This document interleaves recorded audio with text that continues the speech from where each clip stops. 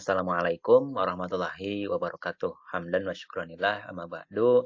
Pertama-tama marilah kita panjatkan puja serta pujian kepada Tuhan Yang Maha Kuasa, Allah Subhanahu wa taala. Yang mana pada kesempatan kali ini saya Iman Ruhiman, guru SDN 5 Rancah akan menjelaskan kepada Bapak, Ibu dan saudara-saudari semuanya ya mengenai masa pengenalan lingkungan sekolah ya.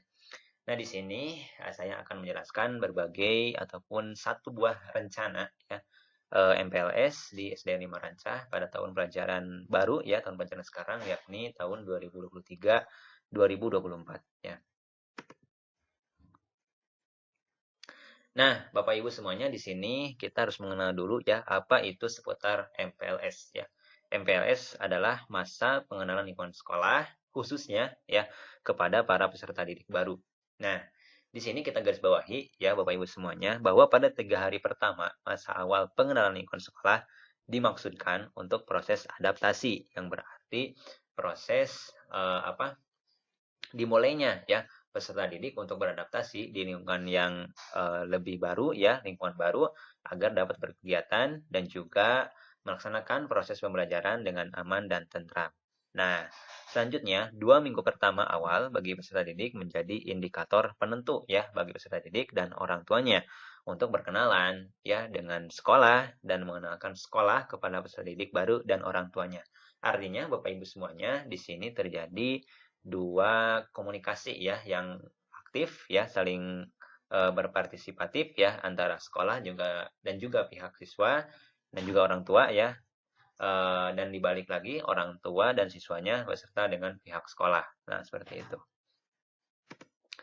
Nah, selanjutnya Bapak Ibu semuanya, di sini kita akan belajar ya, saya akan memaparkan ya bagaimana contoh menyusun kegiatan ya 3 hari awal masa MPLS ya. Nah, di sini hari pertama MPLS di SDN 5 Rancah tepat ya pada tanggal 17 Juli 2023 merupakan awal tahun ajaran baru ya bagi para sekolah di seluruh Indonesia ya untuk memulai kembali proses pembelajaran yang berlangsung di sekolah. Nah, di sini Bapak Ibu semuanya bisa lihat ya di kegiatan wajib.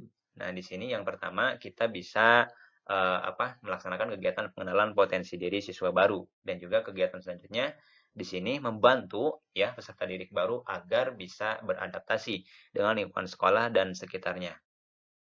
Nah, di sini tujuannya daripada dua kegiatan ini yakni anak dapat saling mengenal ya Bapak Ibu gurunya dan juga mengenal teman sebayanya dan juga bisa mengenalkan ya temannya ataupun gurunya bahkan ya kepada orang tuanya ya ataupun teman sebayanya.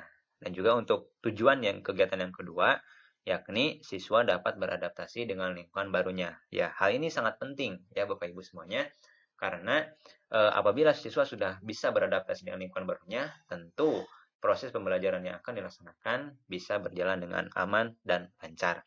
Nah, di sini lanjut ya siswa dapat mengetahui berbagai sarana ya ataupun fasilitas di sekolah dan lingkungan sekitarnya. Nah, tahapan aktivitas ya di sini yang kegiatan pertama yakni bisa ya anak bisa menuliskan namanya masing-masing dalam kertas yang telah disediakan.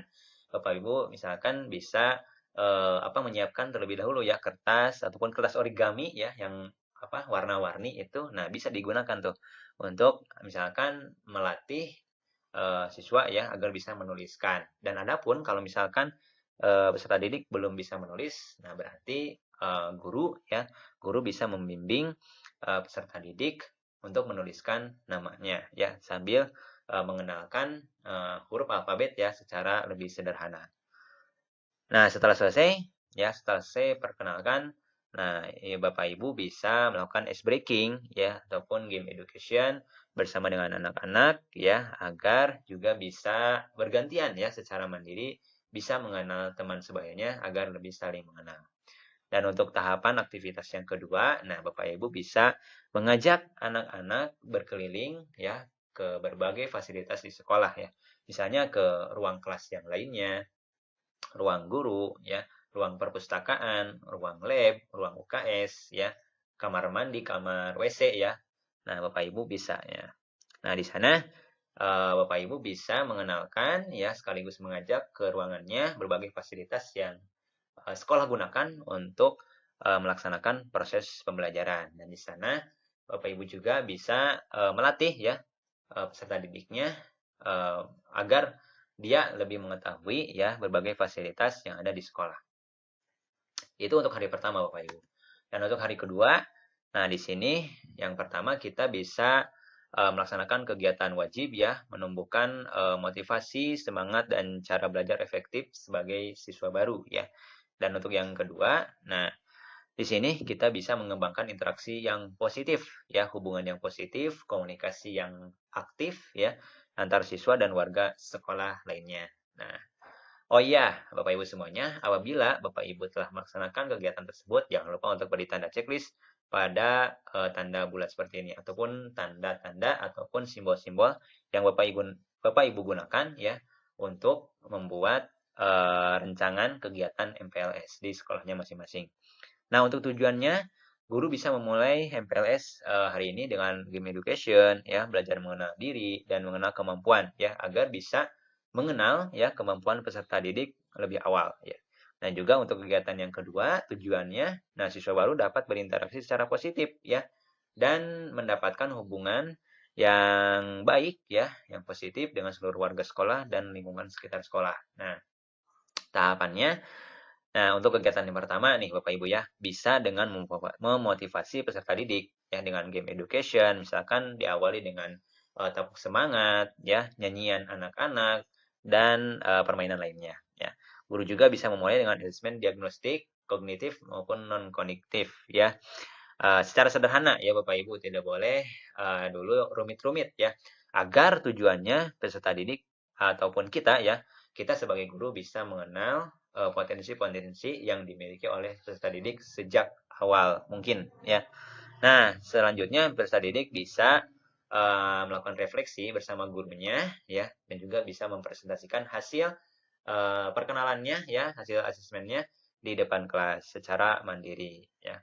Dan untuk kegiatan yang kedua, guru bisa mengajak peserta didik dengan melakukan silaturahmi ya, misalkan dengan mengunjungi rumah-rumah warga sekitar ya, berkenalan dengan mereka, bersilaturahmi dengan mereka agar terjadi hubungan yang positif ya, hubungan yang baik antar peserta didik yang baru ya pada khususnya dengan warga lingkungan sekolah seperti itu ya. Nah, lanjut Bapak Ibu semuanya, ini contoh untuk rancangan hari ketiga ya, MPLS. Nah, di sini kita bisa memilih kegiatan wajibnya yakni menumbuhkan perilaku positif ya, antara lain seperti kejujuran, kemandirian, ya, sikap saling menghargai ataupun toleransi, ya, menghormati keanekaragaman, persatuan, disiplin, hidup bersih dan sehat, ya. Nah, di sini tujuannya ya, guru dapat memberikan keteladanan ya yang positif kepada peserta didik dan mereka juga dapat menumbuhkan perilaku kejujuran nantinya ya. Selain itu kemandirian, sikap saling menghargai ataupun toleransi ya, disiplin, hidup bersih dan sehat. Nah, untuk ya tujuannya mewujudkan siswa yang memiliki nilai integritas ya, etos kerja yang tinggi dan semangat gotong royong. Nah, bagaimana Bapak Ibu semuanya untuk tahapan aktivitasnya? Nah, di sini kita bisa menjadi guru ya. Guru itu kan figur yang sentral ya Bapak Ibu.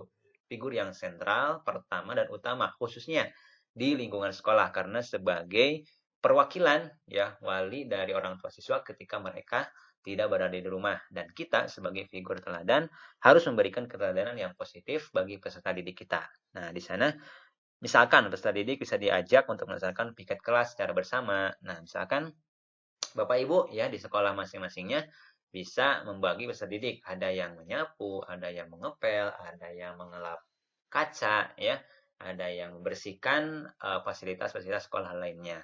Nah, di sana kan terbentuk tuh Bapak Ibu semuanya gotong royong, sikap saling menghargai, sikap saling menghargai perbedaan ya, dan terbentuk etos kerja yang tinggi sejak dini. Nah, di sini bisa juga lanjut guru memberikan pemahaman ya kepada peserta didik bahwa setiap dari mereka adalah berbeda ya. Misalkan dengan tayangan film yang ramah anak tentunya ya Bapak Ibu, kartun-kartun yang ramah anak dan menunjukkan sikap saling menghargai ya antar teman ya. Misalkan contoh kartunya Bapak Ibu bisa apa mencari ya, contohnya saja misalkan Upin Ipin ya, itu kan banyak-banyak potongan-potongan sign ya, adegan yang dimana menunjukkan sikap saling menghargai ataupun toleransi.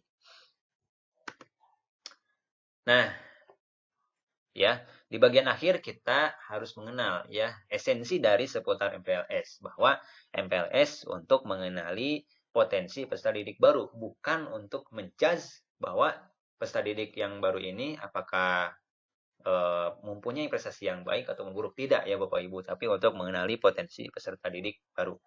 Lanjut, untuk menemukan motivasi semangat ya dan cara belajar efektif untuk peserta didik. Lanjut, menumbuhkan perilaku positif ya. Tadi jujur, mandiri, menghargai ya, menghormati, toleransi, disiplin, hidup bersih dan sehat. Lanjut, membantu peserta didik beradaptasi ya dengan berbagai lingkungan sekolah di sekitarnya. Dan yang terakhir, bisa mengembangkan interaksi positif ya antar peserta didik yang baru, pada khususnya dengan gurunya dan pada umumnya dengan sekitar warga sekolah lainnya. Nah, seperti itu Bapak Ibu ya. Nah, alhamdulillah Bapak Ibu, begitulah ya untuk rancangan kegiatan MPLS khususnya di 3 hari pertama ya. Ini sebagai bagian dari aksi nyata saya ya pada masa transisi PAUD SD di platform Merdeka Mengajar. Terima kasih Bapak Ibu semuanya, semoga bermanfaat. Saya Iman Rohiman, guru SDN 5 Ranca. Terima kasih. Wassalamualaikum warahmatullahi wabarakatuh.